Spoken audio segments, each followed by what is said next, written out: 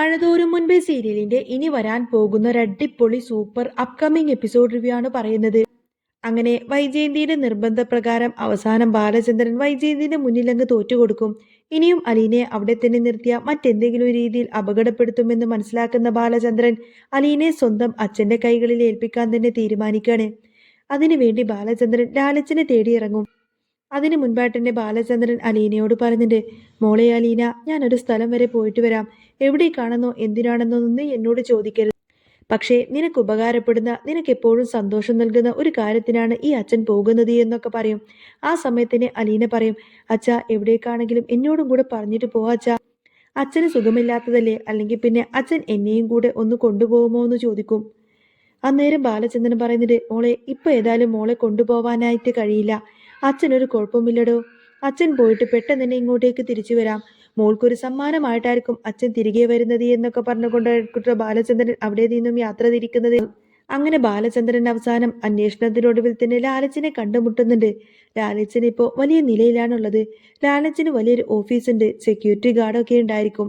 അങ്ങനെ ലാലച്ചനെ കാണാൻ വേണ്ടിയിട്ട് ബാലചന്ദ്രൻ പുറത്തു നിൽക്കുന്ന സമയത്താണ് സെക്യൂരിറ്റി അങ്ങോട്ടേക്ക് വരുന്നത്. ലാലച്ചൻ സാറിനെ ഇപ്പം കാണാൻ കഴിയില്ല, നിങ്ങൾ കുറച്ച് സമയം കൂടി വെയിറ്റ് ചെയ്യുന്നൊക്കെ പറയാണ് ബാലചന്ദ്രനോട്. അവസാനം ദേഷ്യം സഹിക്കാനാവാതെ ബാലചന്ദ്രൻ പറയുന്നുണ്ട്, അതെ, നിങ്ങൾ പോയിട്ട് ലാലച്ചനോടൊന്ന് പറയും, വൈജയന്തിയുടെ ഭർത്താവാണ് ഞാന്. വൈജയന്തിയുടെ ഭർത്താവ് കാണാൻ വന്നിരിക്കുന്നു എന്ന് ലാലച്ചനോട് പറഞ്ഞാൽ മതി. ഉടനെ തന്നെ എന്നെ വിളിക്കുമെന്ന് പറയും. ബാലചന്ദ്രൻ പറഞ്ഞതുപോലെ തന്നെ സെക്യൂരിറ്റി നേരെ ലാലച്ചനോട് ചെന്ന് പറയും, സാറേ, ഒരു വൈജയന്തിയുടെ ഭർത്താവ് അന്വേഷിക്കുന്നുണ്ട്, അയാൾ നിങ്ങളെ കാണാൻ വന്നിട്ടുണ്ട് എന്ന് പറയും. എന്നാൽ ഇത് കേട്ടതോടുകൂടി തന്നെ ലാലച്ചൻ പെട്ടെന്നൊരു ഞെട്ടലോടുകൂടി തന്നെ ഇരുന്ന സീറ്റിൽ നിന്നങ്ങ് ചാടി എഴുന്നേൽക്കുന്നുണ്ട്. ആരുടെ ഭർത്താവ്? വൈജയന്തിയുടെ ഭർത്താവോ എന്നൊക്കെ ചോദിച്ചുകൊണ്ട് തന്നെ അയാൾ ആകെ ഷോക്കേറ്റതുപോലെ നിൽക്കുകയാണ്. ആ സമയത്ത് വൈജയന്തിയുമായിട്ടുണ്ടായിരുന്ന കാര്യങ്ങളെല്ലാം തന്നെ ലാലച്ചൻ ഒരു നിമിഷം അങ്ങ് ഓർത്തുപോകും. അപ്പോൾ ശരി, വരാൻ പറയൂ എന്നൊക്കെ പറഞ്ഞിട്ട് ബാലചന്ദ്രനെ ലാലച്ചൻ റൂമിലേക്ക് വിളിക്കുകയാണ്. അതനുസരിച്ച് ബാലചന്ദ്രൻ ചെല്ലുന്ന സമയത്തായിരിക്കട്ടോ രണ്ടുപേരും അന്ന് ആദ്യമായിട്ട് പരസ്പരം കാണുന്നത് തന്നെ. ബാലചന്ദ്രൻ ലാലച്ചനെ കണ്ട ഉടനെ തന്നെ മനസ്സിലിങ്ങനെ വിചാരിക്കുന്നുണ്ട്, ഞാൻ ഇത്രയും നിർഭാഗ്യവാനായ ഒരു ഭർത്താവാണല്ലോ എന്ന്, വല്ലവന്റെയും ഉച്ചിഷ്ടമാണല്ലോ ഞാൻ ഇത്രയും നാളും കൊണ്ടു നടന്നത് എന്നൊക്കെ ആയിരിക്കും ബാലചന്ദ്രൻ ചിന്തിക്കുന്നത്. എൻ്റെ മൂന്ന് മക്കൾ, ഞാൻ ആത്മാർത്ഥമായിട്ട് സ്നേഹിച്ചിട്ടുണ്ടായ എൻ്റെ മൂന്ന് മക്കൾ, അതെല്ലാം വെറുതെ ആയി പോയല്ലോ. അവൾ എന്നെയും ഇത്ര കാലം ചതിക്കുമായിരുന്നല്ലോ. ഇങ്ങനെ പല പല കാര്യങ്ങൾ ബാലചന്ദ്രന്റെ മനസ്സിലേക്ക് ഇങ്ങനെ ഓടിയെത്തും. ആ സമയത്തിന് ലാലച്ചൻ വിചാരിക്കുന്നത്, വൈജയന്തിയുടെ ഭർത്താവ്, അങ്ങനെ ഒരിക്കലും ഞാൻ വിചാരിക്കാത്ത കാര്യങ്ങളാണല്ലോ സംഭവിച്ചത്. അയാൾ ഈ കാര്യങ്ങളെല്ലാം അറിഞ്ഞുകൊണ്ടായിരിക്കും ഇപ്പൊ എന്നെ കാണാൻ വന്നിരിക്കുന്നത്. എന്തിനായിരിക്കും വന്നത് എന്നൊക്കെ ചിന്തിക്കായിരിക്കും ലാലിച്ചൻ. ഇങ്ങനെ പല കാര്യങ്ങളും മനസ്സിൽ വിചാരിക്കുന്ന സമയത്ത് തന്നെ ബാലചന്ദ്രൻ ലാലിച്ചനോട് പറയും, ലാലിച്ചന് എന്നെ അറിയില്ലെങ്കിലും വൈജയന്തിയെ മറക്കാൻ കഴിയുമോ ലാലിച്ച? ലാലിച്ചൻ ഭയങ്കര അതിശയത്തോടു കൂടിയായിരിക്കട്ടെ ബാലചന്ദ്രനെ നോക്കി നിൽക്കുന്നത്. മുഖമാക്കെ ആകെ വിളറി വേർക്കുന്നുണ്ടായിരുന്നു. അതെ, പണ്ട് 22 വർഷങ്ങൾക്ക് മുൻപ് തന്നെ നിങ്ങളൊരു പെണ്ണിനെ, ഇപ്പോഴത്തെ എൻ്റെ ഭാര്യയായ വൈജയന്തിയെ സ്നേഹിച്ച് വഞ്ചിച്ചതല്ലേ? 22 വർഷങ്ങൾക്ക് മുൻപ് അത്രയും പ്രണയം നടിച്ച് അവൾക്കൊരു കുഞ്ഞിനെയും സമ്മാനിച്ചിട്ട് നിങ്ങൾ എങ്ങോട്ടേക്കോ കടന്നു കളഞ്ഞതല്ലേ? അത്രയും ക്രൂരനായി പോയില്ലേ നിങ്ങള്?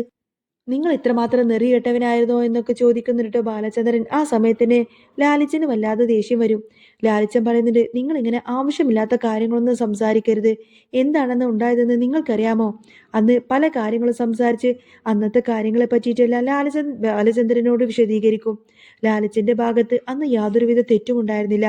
അന്ന് തെറ്റിദ്ധാരണയുടെ പുറത്തായിരുന്നു അങ്ങനെയെല്ലാം സംഭവിച്ചത്. അങ്ങനെ കാര്യങ്ങളെല്ലാം, അന്ന് നടന്ന കാര്യങ്ങളെല്ലാം തന്നെ ബാലചന്ദ്രനോട് പറഞ്ഞു കൊടുക്കാട്ടോ ലാലിച്ചൻ. അവസാനം ബാലചന്ദ്രൻ പറയുന്നുണ്ട്, നിങ്ങൾക്കതിൽ ഒരു കുഞ്ഞുണ്ടായിരുന്നു എന്ന കാര്യം നിങ്ങൾക്കറിയാമോ? ആ കുഞ്ഞ് ഇപ്പോൾ എവിടെയാണെന്നറിയാമോ? വൈജയന്തി അന്നൊരു കുഞ്ഞിനെ പ്രസവിച്ചിരുന്നു, നിങ്ങളുടെ കുഞ്ഞ്. അത് അവൾക്ക് പോലും അറിയില്ലായിരുന്നു. ആ കുഞ്ഞ് മരിച്ചു പോയെന്നാണ് അവൾ ഇപ്പോഴും വിചാരിക്കുന്നത്. പക്ഷേ അവൾ എൻ്റെ വീട്ടിൽ തന്നെയുണ്ട്. എൻ്റെ വീട്ടിൽ എൻ്റെ അമ്മയെ നോക്കാൻ വന്ന വേലക്കാരിയായിട്ടാണ് അവളിപ്പോൾ അവിടെ കഴിയുന്നത്. വൈജയന്തിക്കും അവൾക്കും ഇടയിൽ ഒരുമിച്ച് പോവാനായിട്ടും കഴിയില്ല. അവസാനം വൈജയന്തിയോട് അവൾ എൻ്റെ മകളാണെന്ന് വരെ എനിക്ക് പറയേണ്ടി വന്നു. കല്യാണത്തിന് മുൻപേ തന്നെ എനിക്കൊരു പ്രണയമുണ്ടായിരുന്നുവെന്നും അതിൽ എനിക്കുണ്ടായ കുഞ്ഞാണ് അവളെന്നും അതുകൊണ്ടാണ് ഞാൻ അവളെ എൻ്റെ വീട്ടിൽ താമസിപ്പിച്ചിരിക്കുന്നത് എന്നാണ് എനിക്ക് അവളോട് പറയേണ്ടി വന്നിരിക്കുന്നത്. പക്ഷേ അവൾ അത് വിശ്വസിച്ചോ ഇല്ലയോ എന്നൊന്നും എനിക്കറിയില്ല. അവളുമായിട്ട് എൻ്റെ മകൾ അലീനയ്ക്ക് യാതൊരുവിധ തരത്തിലും ഒത്തുപോവാൻ കഴിയില്ല എന്ന് എനിക്ക് മനസ്സിലായി. പലതവണ സ്വന്തം അമ്മ തന്നെ മകളെ ഉപദ്രവിക്കാൻ ശ്രമിച്ചിട്ടുണ്ട്. പലവരെയും വിട്ടുകൊണ്ടതിനെ ഉപദ്രവിപ്പിക്കാനും ശ്രമിച്ചിട്ടുണ്ട്. അവളുടെ ആങ്ങളമാരായ രാജീവനും ശിവശങ്കരനെയും കൂട്ടിക്കൊണ്ട് തന്നെ അലീനെ അവിടെ നിന്നും ഇറക്കി വിട്ടു. പലയിടത്തും കൊണ്ടുപോയി താമസിപ്പിച്ചു. അവസാനം പെൺവാണിഭക്കാരുടെ കയ്യിലേക്ക് പോലും അവളെ എത്തിച്ചു. അവളെ ദ്രോഹിക്കാൻ ശ്രമിച്ചു. പക്ഷേ അവിടെ നിന്നെല്ലാം തന്നെ രക്ഷപ്പെടുത്തി ഞാൻ അവളെ സുരക്ഷിതമായി എൻ്റെ വീട്ടിലേക്ക് തന്നെ കൊണ്ടുവിട്ടു. അവിടെ നിന്നല്ല ഞാൻ അവളെ രക്ഷപ്പെടുത്തി വീട്ടിലേക്ക് കൊണ്ടുവന്നു. എന്നിട്ടും അലീന വൈജയന്തി ഇപ്പോൾ ഒരു ആക്സിഡന്റിൽ പെട്ട് ഹോസ്പിറ്റലിൽ കിടക്കുകയാണ്. തിരിച്ചവളെ വീട്ടിലേക്ക് കൂട്ടിക്കൊണ്ടുവരണമെന്നാണ് എൻ്റെ ആഗ്രഹം. പക്ഷേ അലീന ആ വീട്ടിലുള്ളിടത്തോളം കാലം അവൾ അവിടേക്ക് വരില്ല എന്നാണ് വൈജയന്തി വാശി പിടിക്കുന്നത്. അങ്ങനെ സ്വന്തം അമ്മ തന്നെ മകളെ ഇത്രയധികം വെറുക്കുമ്പോൾ, എങ്ങനെയെങ്കിലും ദ്രോഹിക്കാൻ ശ്രമിക്കുമ്പോൾ ഞാൻ വിചാരിക്കുന്നത് ഇപ്പോൾ എങ്ങനെയെങ്കിലും അവളുടെ അച്ഛൻ്റെ അടുത്തേക്ക് അവൾ നിൽക്കട്ടെ എന്നാണ്.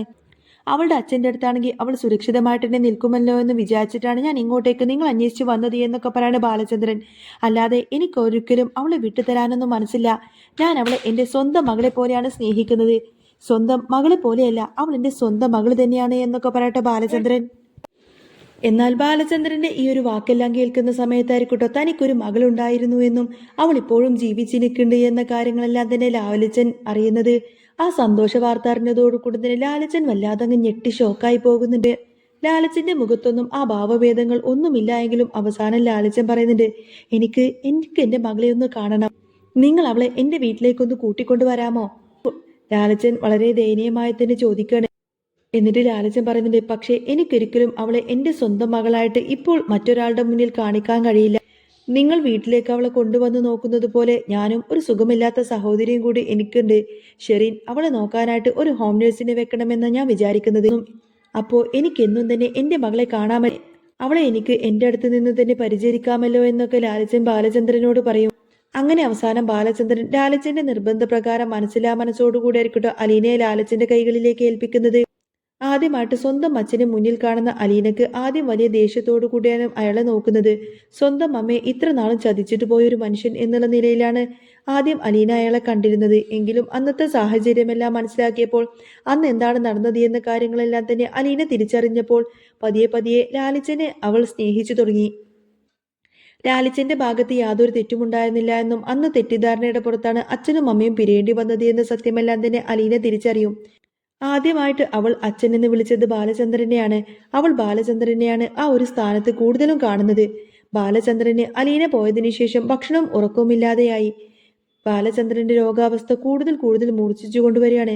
അങ്ങനെ അലീന പോയതിനു ശേഷം ബാലചന്ദ്രനാണ് കൃത്യസമയത്ത് തന്നെ ഊണും ഉറക്കവുമില്ലാത്ത ആ ഒരു സമയത്ത് കൃഷ്ണമോള് വന്ന് പറയുന്നുണ്ട്, എന്താ അച്ഛാ, അലീന ചേച്ചി പോയതിൽ പിന്നെ അച്ഛന് ഭക്ഷണം പോലും ഇല്ലല്ലോ, സമയത്തിന് ഉറക്കവുമില്ല. അച്ഛനാണെങ്കിൽ കൃത്യസമയത്ത് മരുന്ന് പോലും കഴിക്കുന്നില്ല. അച്ഛന്റെ നില വളരെ ഗുരുതരമായിട്ട് വരികയാണല്ലോ അച്ഛ എന്ന് പറഞ്ഞപ്പോൾ ബാലചന്ദ്രൻ പറയുന്നു, അതാരാ മോളോട് പറഞ്ഞത്? അലീന ചേച്ചി പോയതിലാണോ? അച്ഛന് ബാക്കി 3 മക്കളില്ലേ എന്ന് ചോദിക്കുമ്പോൾ കൃഷ്ണമോള് പറയുന്നുണ്ട്, അച്ഛ ബാക്കി 3 മക്കളുണ്ടെങ്കിലും അച്ഛക്ക് അലീന ചേച്ചിയാണ് കൂടുതൽ ഇഷ്ടമെന്ന് എനിക്കറിയാം. അലീന ചേച്ചി പോയതിൽ പിന്നെയാണ് അച്ഛൻ ഊണും ഉറക്കവും മരുന്നും ഒന്നും കഴിക്കാതെ ഇങ്ങനെ ഇരിക്കുന്നത്.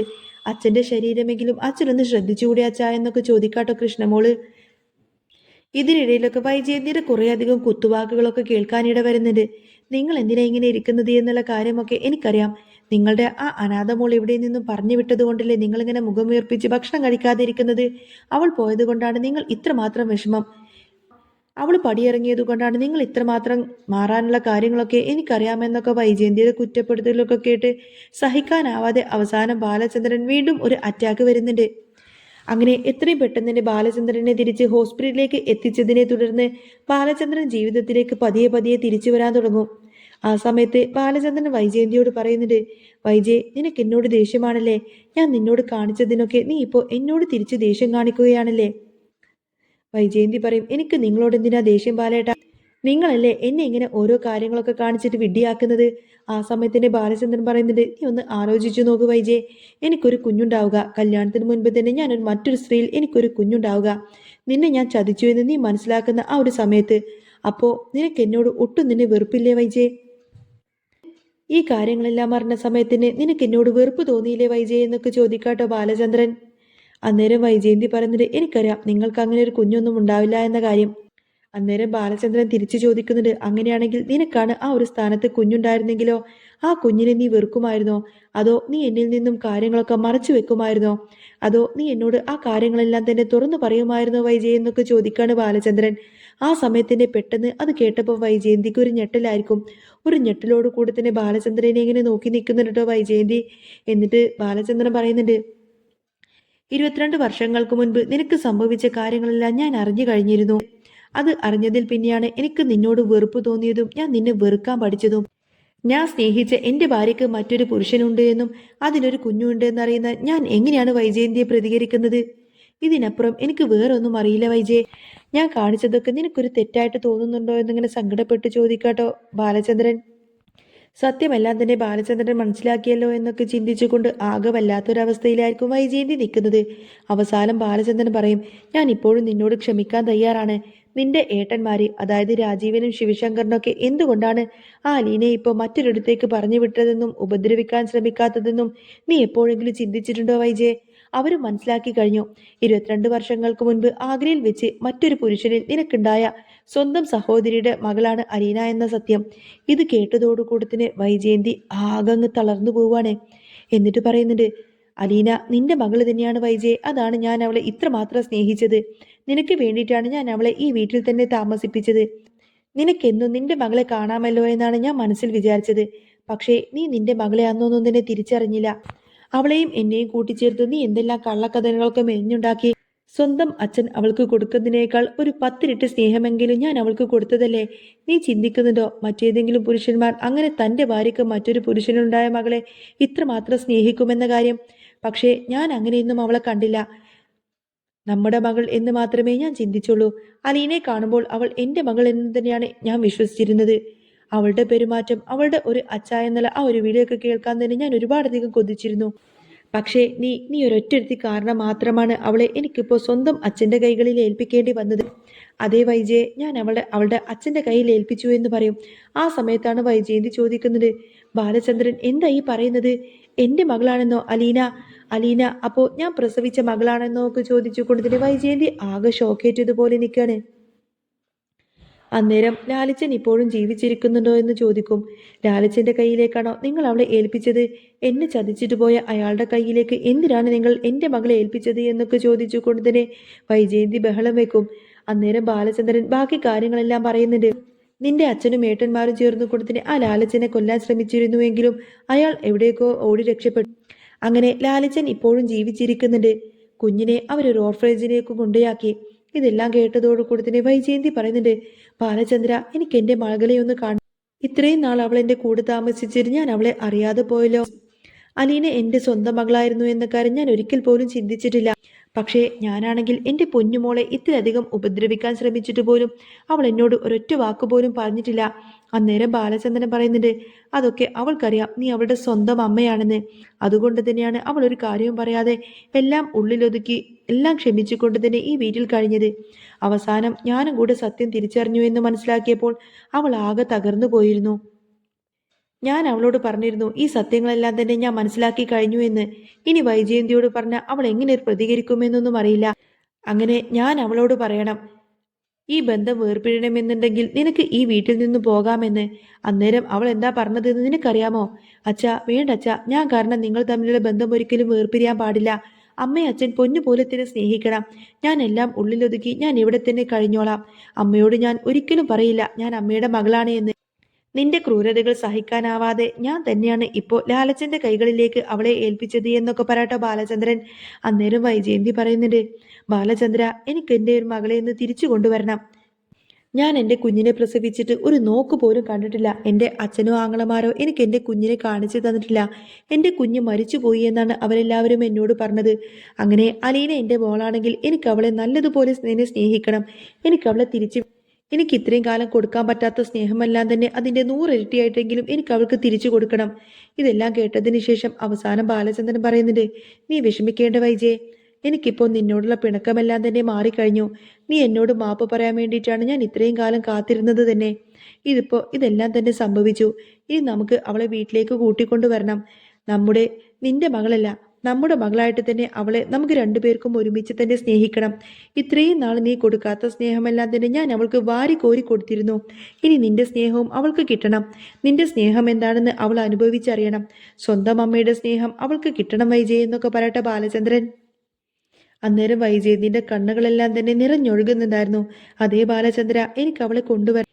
അങ്ങനെ അലീനയെ തിരിച്ചു കൊണ്ടുവരുന്നതിന് മുൻപേ തന്നെ രണ്ടുപേരും പരസ്പരം എല്ലാ കാര്യങ്ങളും പറഞ്ഞ് സംസാരിച്ച് എല്ലാം ക്ഷമിച്ചുകൊണ്ട് തന്നെ ജീവിക്കാൻ തുടങ്ങുമ്പോഴേക്കും ബാലചന്ദ്രൻ പെട്ടെന്ന് തന്നെ വൈജയന്തിയെയും അലീനയെയും സ്വന്തം മക്കളെയും ഈ ലോകം തന്നെയൊക്കെ വിട്ട് മരണത്തിലേക്ക് കീഴടങ്ങാണ്. ബാലചന്ദ്രന്റെ മരണം വൈജയന്തിയെ ആകെ തളർത്തി കളഞ്ഞിരുന്നു. തന്റെ ദുർവാശികളും സംശയങ്ങളും കാരണമാണ് സ്നേഹനിധിയായ തന്റെ ഭർത്താവിനെ നഷ്ടപ്പെട്ടത് എന്ന കുറ്റബോധം അവളെ വേട്ടയാടി. മരണക്കിടക്കയിൽ ബാലചന്ദ്രൻ നൽകിയ ആ ഒരു വാക്ക് പാലിക്കാനായി അലീനയെ തിരികെ കൊണ്ടുവരിക എന്ന ലക്ഷ്യം മാത്രമായിരുന്നു പിന്നീട് വൈജയന്തിയുടെ മനസ്സിൽ. ബാലചന്ദ്രന്റെ മരണമറിഞ്ഞ് തകർന്നു പോയിരിക്കുന്ന അലീന വൈജയന്തി നേരിട്ട് പോയി കാണും. ആദ്യമായി അലീനയെ മോളെ എന്ന് വിളിച്ചുകൊണ്ട് തന്നെ വൈജയന്തി അലീനയെ കണ്ടതോടുകൂടി തന്നെ കെട്ടിപ്പിടിച്ച് പൊട്ടിക്കരയുന്നുണ്ട്. വൈജയന്തിയെ കണ്ട് ലാലിച്ചനും ഞെട്ടി. തന്റെ ഭൂതകാലം ഒരു കുടുംബത്തിന്റെ സമാധാനം നശിപ്പിച്ചല്ലോ എന്ന് ബാലചന്ദ്രൻ ഓർത്തു. അലീനയെ വൈജയന്തിയുടെ കൂടെ വിടാൻ അയാൾ എന്നെങ്കിലും അലീനയ്ക്ക് തന്റെ അച്ഛൻ എന്ന നിലയിൽ ലാലച്ചനോടും ഒരു സ്നേഹബന്ധം ഉടലെടുത്തു തുടങ്ങിയിരുന്നു. ബാലചന്ദ്രന്റെ മരണത്തിന് ശേഷം കുടുംബത്തിന്റെ അധികാരമെല്ലാം തന്നെ പിടിച്ചെടുക്കാൻ ശ്രമിക്കുന്ന രാജീവനും ശിവശങ്കരനും കൂടി വൈജയന്തിയുടെ ഈ ഒരു മാറ്റത്തെയൊക്കെ എതിർത്തു. അലീന ആ വീട്ടിൽ വരുന്നത് തങ്ങളുടെ നിലനിൽപ്പിന് ഭീഷണിയാണെന്ന് അവർ തിരിച്ചറിഞ്ഞു കഴിഞ്ഞിരുന്നു. വൈജയന്തിയുടെ ബാക്കി 3 മക്കളും അലീന തങ്ങളുടെ സ്വന്തം ചേച്ചിയാണ് എന്ന സത്യം തിരിച്ചറിഞ്ഞു. കൃഷ്ണമോൾക്ക് അത് വലിയ സന്തോഷമുണ്ടാക്കിയെങ്കിലും മറ്റു രണ്ടുപേർക്കും അത് അത്ര പെട്ടെന്നങ്ങ് ഉൾക്കൊള്ളാനൊക്കെ പ്രയാസമായിരുന്നു. വൈജയന്തി തന്റെ മക്കളോടൊപ്പം അലീനയും ചേർത്ത് പിടിച്ച് ബാലചന്ദ്രൻ സ്വപ്നം കണ്ടതുപോലെ തന്നെ ആ ഒരു സന്തോഷ കുടുംബമായി തന്നെ മാറുന്നുണ്ട്. രാജീവന്റെയും ശിവശങ്കരന്റെയും കുതന്ത്രങ്ങളെയൊക്കെ വൈജയന്തിയും അലീനയും ചേർന്ന് പരാജയപ്പെടുത്തി. ബാലചന്ദ്രന്റെ വിയോഗം അലീനയ്ക്ക് സഹിക്കാൻ പോലും കഴിയുന്നുണ്ടായിരുന്നില്ല. അങ്ങനെ ബാലചന്ദ്രന്റെ ആ ഒരു മാലയിട്ട ഫോട്ടോക്ക് മുന്നിൽ അലീന വിളക്ക് കൊളുത്തി നിൽക്കുന്നതും കാണിച്ചുകൊണ്ടാണ് കേട്ടോ എപ്പിസോഡ് പൂർണ്ണമാവുന്നത്. അപ്പോൾ നിങ്ങൾക്ക് ഈ ഒരു ചാനൽ ഇഷ്ടമാവുകയാണെങ്കിൽ സബ്സ്ക്രൈബ് ചെയ്യാനും സപ്പോർട്ട് ചെയ്യാനും മറക്കല്ലേ. നെക്സ്റ്റ് വീഡിയോ ആയിട്ട് ഉടനെ വരാം. ബൈ.